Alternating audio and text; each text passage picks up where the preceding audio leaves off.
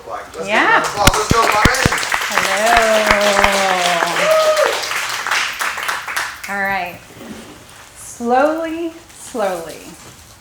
These are two words. It's the same word. These are words that I heard 20 to 30 times a day in 2019 when I trekked to the base camp of Mount Everest.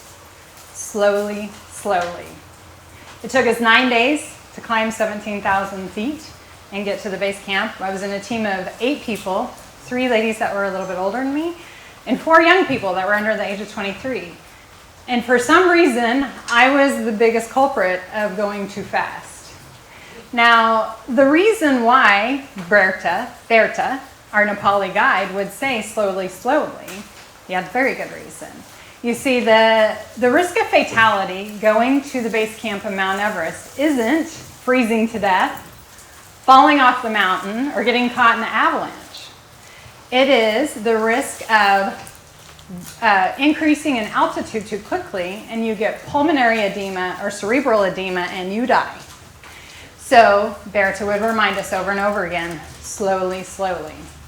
Now I was like, why can't I get this? Like I know the risk. I studied it. I read books. I watched reality shows where people died, and I still was told slowly, slowly the whole time. And I think part of it was my personality, that I run life at a really fast pace, like a lot of leaders and probably like a lot of you. And for the first time in my life, I didn't have phone calls to answer, emails to send, people to meet with, kids to make food for, errands to run. It was just eat, sleep, and hike. Now, I've been fortunate enough that I've worked for a lot of great companies that have poured into me and developed me and helped me understand how I'm wired. And when I was fairly young, I took, I think, one of my first personality tests. I took the Myers-Briggs test and found out I was an ISTJ. And I took StrengthsFinder, and all of my strengths fall in the buckets of strategy and execution. And I could go through all these different tests, but in a nutshell, I am a task-oriented person and not a relationship-oriented person. But I know that leaders are most successful, the most successful leaders do have relationships, and relationships matter. So I've had to be very intentional to not be so task-oriented and to be more relational. And I had a big mind shift switch in my early 30s when I went to my first mission trip to Haiti. I went 3 times, but the first one I was in my early 30s. And in Haiti, time is soft and relationships are keen.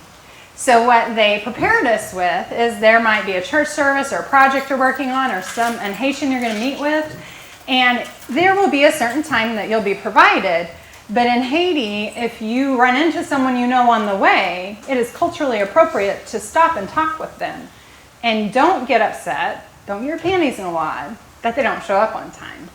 Now, this obviously was hard for me too, but it made the biggest impression on me because I got to see the richness of their relationships. So bringing this to the boardroom, I thought, boardrooms a lot of times are just really transactional, to be honest.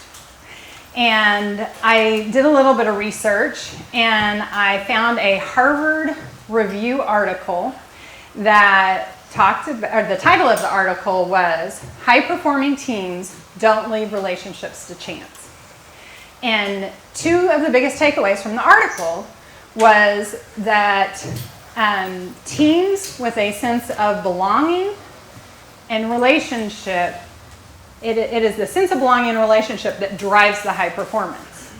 Then the second part of that was when a disagreement erupts, that the degree of connectedness and relatedness of the team will dictate whether people feel offended, undervalued, disrespected, and whether they will interpret that disagreement as a personal slight or just a difference in opinion, which then changes the trajectory of what happens after that disagreement. So I think that we can agree that boards are teams, and they're teams with really big responsibilities. So we want them to work well and to be efficient and to come up with good solutions. So that led me to look and see, I wonder if I searched online, the World Wide Web, to see what are the biggest challenges of new board members. And it was stuff like understanding fiduciary responsibility and things like that. But I was like, no, I mean like as a human being walking in the room. And I did find one quick article that gave 3 things that it said, 3 biggest challenges of new board members. 1 is understanding what skill you need to serve.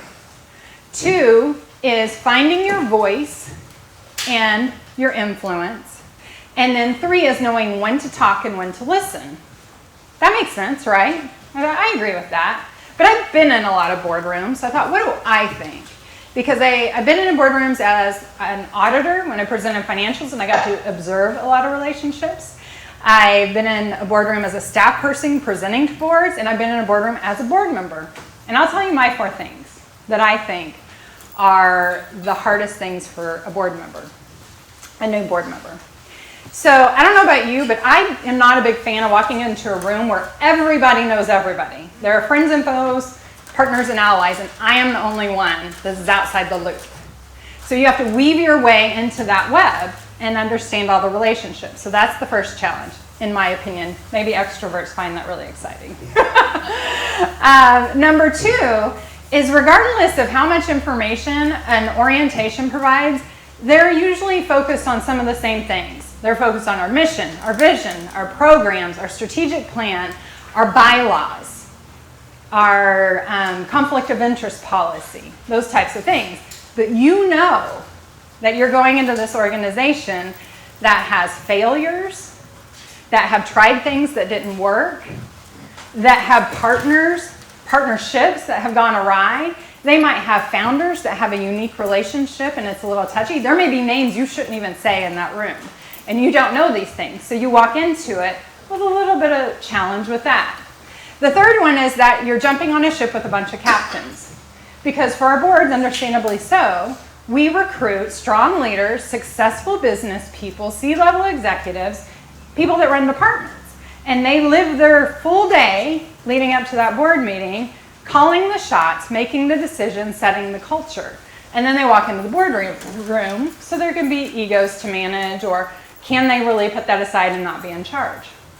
So we've got the weaving into the relationships, lack of information, lots of captains on the ship. And you say, okay, that's all going to come with time, Robin, right? So let's do a quick little exercise. If you currently serve on a nonprofit board, it doesn't have to be one represented in this cohort. I want you to stand up if you serve on a board currently. Okay? If your nonprofit organization has been operating for less than a year, I want you to sit down. And the reason is because the ones that are brand new usually meet more frequently. Okay, so if your board meets 4 times or less in a given year, I want you to sit down. Okay? If your board meets 6 times or less, I want you to sit down. Starla, you're the winner. So, does your board meet monthly? Yes. Okay. And you're a board member, not the executive director of the board? How long does your board meet when they meet? Is it an hour or 2 hours? It's about an hour and a half. Hour and a half. Okay, so that would be 18 hours a month. Do you have perfect attendance in the last year? No. Well, then you got to sit down. So, Yes, do you? I do. Oh, you do. Very good. Okay, I really expected there to be more people standing at this point, to be honest. But we're going to say Starla's the cream of the crop. She's in an advantage to everybody else. She's getting 18 hours with her other board members in a given year. She's got perfect attendance and they meet monthly. Tell me, as part of that board meeting, how much of that time is transactional, where someone is delivering a report and providing information one way, versus two-way and collaboration? About 30%. About 30% is transactional and 70%. So that then decreases the time for relationships, because when somebody just stands and talks in front of you, that doesn't necessarily foster those types of relationships. Okay, thank you, Starla. You can sit down. So my point with that is, we say those things will come with time, but we really don't have that much time for those things to come. And probably by the time your term's over is when you're really getting there for some boards, depending on what term limits are. So it reminds me of the parable about the 2 people who are given trees to saw down. and you have an hour. Here are your saws, and you've got one person that's really focused, hardworking. They jump in and they start sawing the tree. The other person sits down and they sharpen the saw. They sharpen the saw for 10 minutes. They finally get up, they start sawing. 20 minutes later, timber, and their tree falls down. The other person never finishes cutting the saw or the tree down in that hour. And I think in the boardroom, the sharpening the saw for us in the boardroom is investing in relationships. Doing that as part of the orientation process, not just with the executive director or the board chair, but one-on-one with each board member. I know some of you have really large boards, so that may be super challenging. So you might think about reducing the number of board members. But anyway, so we have that time that is so important. And as you have board meetings throughout the year, I think that you have to be intentional with that. Because what studies show is that when you have those relationships, you do feel more of a sense of belonging on both sides. You understand what value each person brings. You know where they're coming from. And when you have the disagreements, you get to good solutions. And if I didn't say this already, I don't know if this is just me, but when boards have disagreements and they are not in a healthy place, it can end up in a program being derailed or a whole board being blown up and starting over. So those disagreements matter, not just because that's uncomfortable and not fun, but because we have a big responsibility with these organizations. We are responsible for donor dollars, government grants, and helping people and causes that really matter, and that's why we're serving. So we are all here because we want to see more inclusivity and equity on boards. And I challenge you to show me a board that has genuine inclusivity, equity, and belonging that hasn't invested in relationships. So tonight we are going to do mock board meetings. And I just realized looking at that, the point with that is sometimes we have to move more slowly to do the things that matter. And it's something that doesn't come easy, and it still doesn't come easy for me, but it is worth it in the end.